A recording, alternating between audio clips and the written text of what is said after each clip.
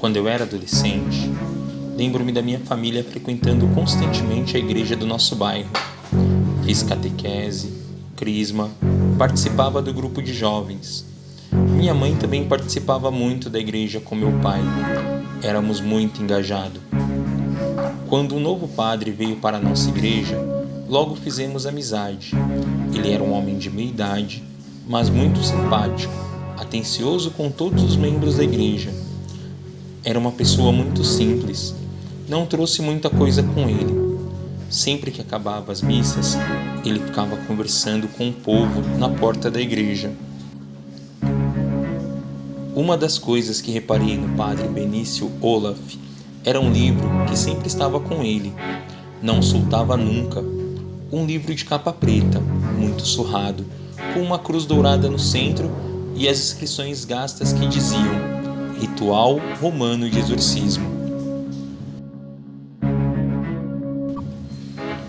Fiquei muito curioso neste livro, mas jamais me atrevi a perguntar para o padre sobre ele. Com o passar do tempo, a amizade entre o padre e a nossa família foi aumentando. Ele passou a frequentar nossa casa. Lembro-me do padre em aniversários e em jantares em nossa casa. Como ele morava sozinho na casa paroquial, muitas vezes minha mãe insistia para ele ir em nossa casa jantar, pois sempre imaginou que sozinho ele não se alimentava bem. Minha mãe até se propôs a lavar a roupa do padre, mas isso ele nunca aceitou.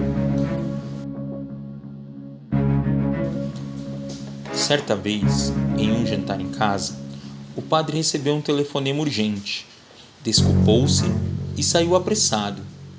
Meus pais ficaram muito preocupados, sem saber o que estava acontecendo. Acompanharam o padre até o carro e minha irmã e eu ficamos sentados à mesa. Passados alguns instantes, reparamos que o padre Olaf havia esquecido seu livro sobre a mesa.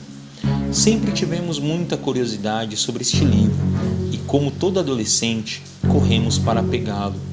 Minha irmã pegou primeiro e correu para o quarto. Eu a segui. Ela abriu o livro apressada, tão apressada que deixou cair. Foi o que eu pensei naquele momento. Nossa curiosidade era tão grande que não nos contivemos. Peguei o livro da mão da minha irmã e abri em qualquer parte, apenas para ver o que era. O exorcista, no caso de se falar de alguma intervenção diabólica, antes de mais nada, proceda necessariamente com a maior circunspecção e prudência.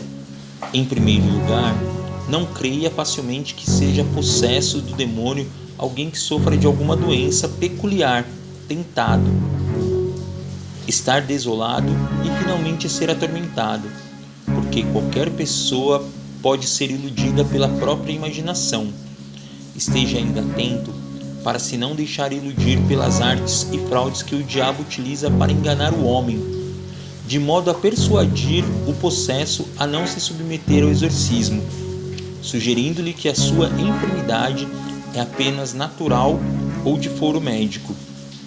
Examine exatamente com todos os meios ao seu alcance se é realmente atormentado pelo demônio quem tal afirma. Ao ler estas palavras, fechei o livro e olhei para minha irmã. Ela estava de cara amarrada e me mandou parar de ler e devolver este livro chato para o padre. Realmente, o livro tinha muitas palavras difíceis e muita coisa que eu acho que é latim. Muito chato e difícil de ler. Desci as escadas, coloquei o livro na estante e avisei meus pais que o padre havia deixado o livro em casa.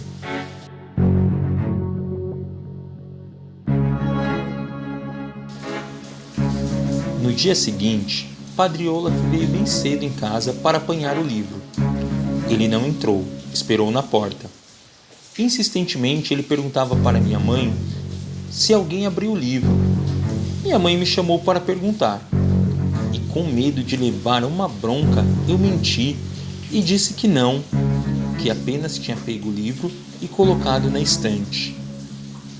Padre Olaf estava muito sério.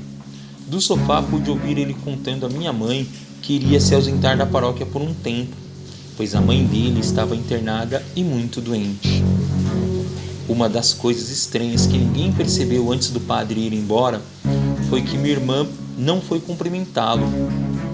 Ela era muito apegada a ele, gostava demais do padre, mas ela não se aproximou dele neste dia.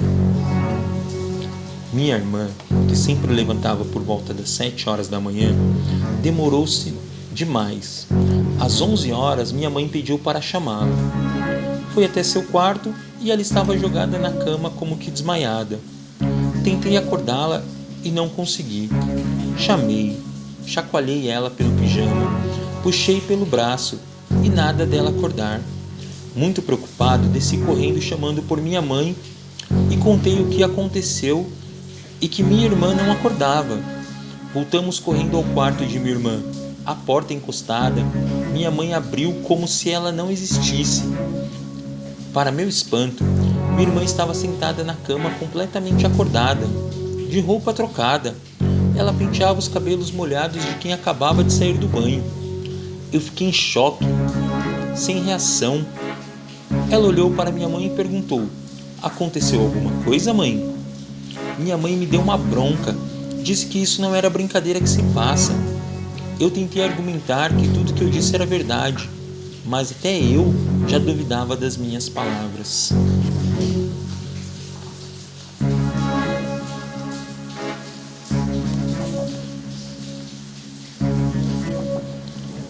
Quase 2 semanas depois, o padre voltou à paróquia. Voltou a celebrar missas. Mesmo sofrendo pela morte de sua mãe, com sua volta, mamãe convidou-o para que viesse almoçar conosco, e ele aceitou prontamente. Chegou à nossa casa por volta das 11h30 da manhã. Muito simpático, trouxe uma sobremesa, torta holandesa, que é a preferida da minha irmã. Porém, desta vez meus pais notaram que, além de Raquel ter se negado a ir à missa, dizendo estar cansada, ela nem saiu do quarto para falar com o padre. Ainda não sabíamos o que estava acontecendo com minha irmã. Na hora do almoço, minha mãe foi chamá-la, e ela não quis comer, alegando dor de barriga. O padre se demorou a tarde toda em casa e só foi embora à noite. Raquel não saiu do quarto nem um instante. Antes de dormir, meu pai foi levar um lanche leve e um remédio para o estômago de minha irmã. Ao entrar no quarto, ele chamou minha mãe. Estava muito frio dentro do quarto dela. Tão frio que saía fumaça das nossas bocas quando respirávamos. O incrível é que este frio era apenas no quarto. Minha irmã estava muito estranha. Rosnava e grunhia como um bicho. Meu pai, desesperado, pegou minha irmã no colo e correu com ela. Levou ela ao hospital. Eu fiquei em casa. Horas mais tarde, eles regressaram. Minha irmã estava medicada para a dor, mas papai me contou que o médico, depois de vários exames, disse que fisicamente Raquel não tinha nada.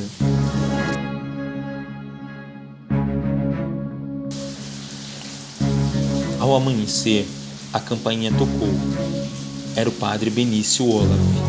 Ele estava muito sério. Ainda na porta, ele perguntou com um ar muito sério para minha mãe se alguém havia mexido em seu livro. Minha mãe reafirmou que não. O padre insistiu e disse à minha mãe que ele sempre andava com um livro, pois nele havia sido aprisionado um grande mal. Minha mãe insistiu também, dizendo que ninguém em casa havia aberto o livro. Neste momento, eu já me aproximava da porta. O padre ia se despedindo e eu o chamei. Padre Olaf, que tipo de mal pode haver em um livro? Ele parou e me olhou diretamente nos olhos. Acho que pela minha expressão, ele entendeu por que eu perguntei. No mesmo instante, ele olhou para minha mãe e perguntou de Raquel. Mamãe explicou que ela não estava bem, que havia passado a noite no médico e estava dormindo. O padre pediu para vê-la e fazer uma oração por ela. Minha mãe, muito religiosa, claro que aceitaria que um padre rezasse pela minha irmã. Foi onde as coisas ficaram loucas. Quando o padre entrou em casa, minha irmã começou a gritar muito em seu quarto. Eram gritos de pânico, desespero. Todos corremos para o quarto dela. Ela estava desfigurada. Olhou para o padre e disse: achou que eu ficaria para sempre nesse seu livro, Olaf?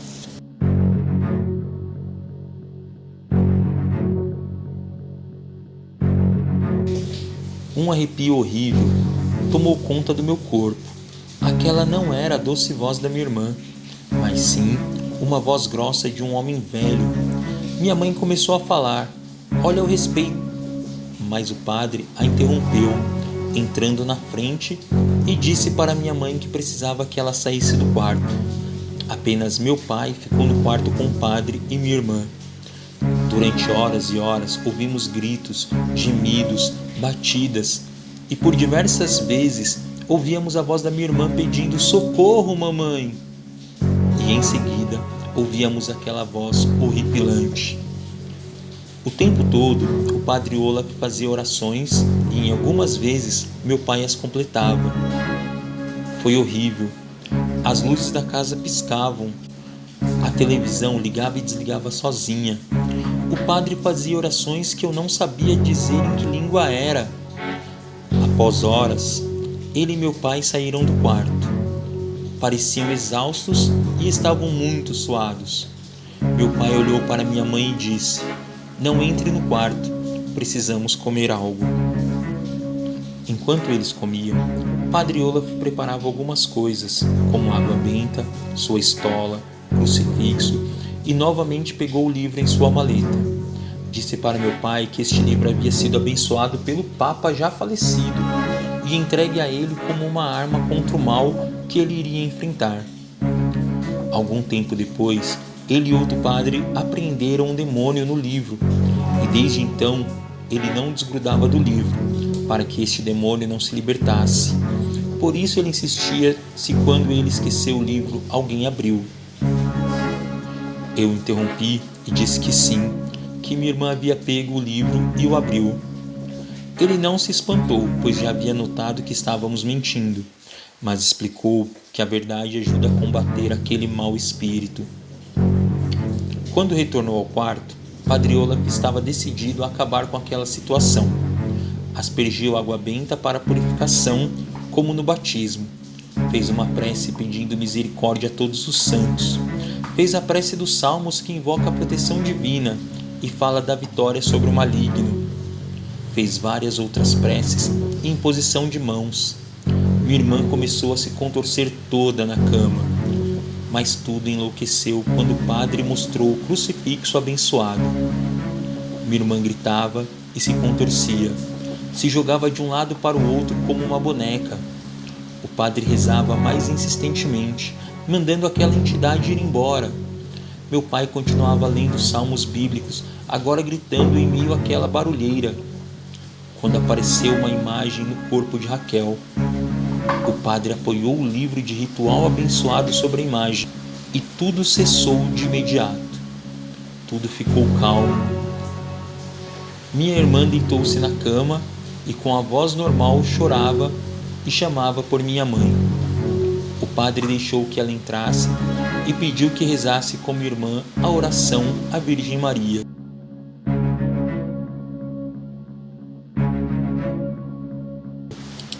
Depois de todos estes acontecimentos, o padre voltou à nossa casa.